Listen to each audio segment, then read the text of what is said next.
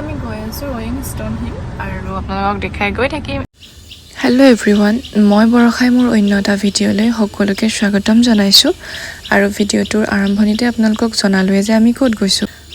যোৱাৰ একো পৰিকল্পনা নাছিল বাবে আমাৰ ওলোৱা যথেষ্টখিনি দেৰি হ'ল আৰু আমি টেঙাখাটৰ পৰা মাকুম হৈ এইফালে ঢলাশদিয়া দলং পালোহি।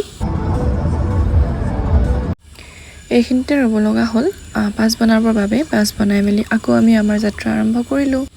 এই ভিডিঅ'টোত মই অলপ কাটিহে দেখাইছোঁ, কাৰণ শ্বৰ্ট ভিডিঅ' এটাত ইমানখিনি দেখুৱাটো সম্ভৱ নহয়। আৰু আমি ইয়াত পালোহি, দেখিছেনে? লং ভিডিঅ' এটা আপলোড দিম বুলি ভাবিছোঁ, তাতে আপোনালোকে ধুনীয়াকৈ চাব পাৰিব ক'ৰ পৰা গ'লোঁ। আৰু ইয়াত পাই মেলি কি ক'ম, বতৰটো ভাল আছিলে যদিও অকণমান গৰম উঠি আছিলে। আৰু কোনে কোনে ইয়ালৈ গৈ আহিলেই তেওঁলোকে এটা কমেণ্ট কৰিব দেই।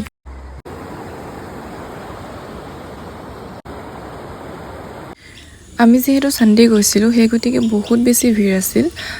তাত বহিবও ঠাই পোৱা নাছিলোঁ আৰু খাবলৈও মানে যথেষ্টখিনি সময় ৰ'ব লগা হৈছিল বাবে আহি দিলোঁ ৰাস্তাত ক'ৰবাত খাই ল'ম বুলি। আৰু আহি ডুমডুমাত এখন ৰেষ্টুৰেণ্ট পালোঁ, দ্য গ্ৰীণ ডিন বুলি।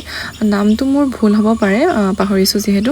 তাতে খাই মেলি ঘৰলৈ আহি পাওঁ মানে আন্ধাৰে হ'ল। আৰু মোৰ ভিডিঅ'টো ইমানতে সামৰি মাৰিছোঁ। আপোনালোকে লং ব্লগত ধুনীয়াকৈ দেখা পাব। আজিলৈ বাই।